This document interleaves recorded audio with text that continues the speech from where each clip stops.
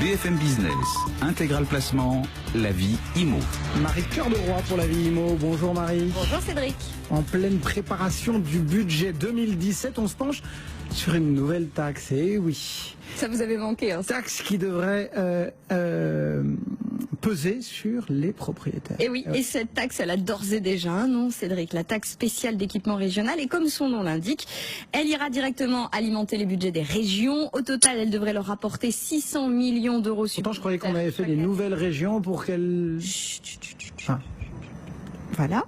Donc elle devrait rapporter 600 millions d'euros supplémentaires par an aux différentes régions. Une fois qu'on a dit ça, ce qui importe évidemment, c'est de savoir sur qui elle reposera et comment elle sera prélevée. Eh bien, cette taxe sera payée par tous les propriétaires, particuliers ou entreprises, et ils s'en acquitteront tout simplement en voyant leur taxe ou cotisation foncière augmenter en fonction des desiderata de leurs élus locaux. Ça veut dire que tout le monde ne va pas être logé à la même enseigne. Eh ben non, c'est ça qui est drôle.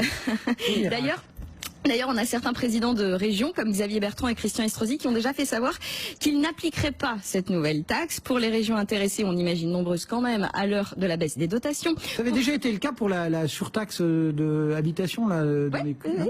C'était au bon désir du maire. C'est ça, et comme par hasard, les maires, ils ont beaucoup envie. Alors pour ces régions-là, donc celles qui vont choisir d'appliquer cette taxe, alors là non plus, il n'y aura pas de règle commune.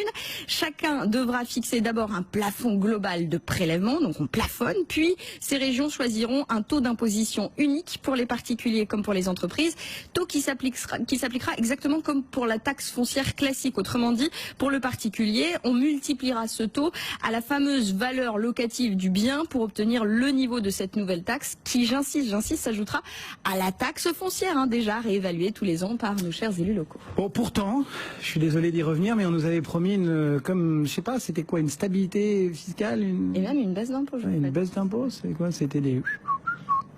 C'était, je sais pas bien siffler, mais oui et non. Alors oui, parce que ce sont bien les impôts locaux, donc nos impôts qui vont augmenter pour les entreprises comme pour les particuliers, et non parce que le gouvernement renvoie la balle, comme il l'a déjà fait, aux régions. Ce sont elles qui profiteront du fruit de cette taxe, pas l'État. Ce sont elles qui décideront de l'appliquer ou non, et ce sont elles qui en fixeront le niveau. L'opposition de droite, elle est d'ailleurs très partagée. Il y en a, je vous le disais, qui rejettent quoi qu'il en soit l'idée de cette nouvelle taxe.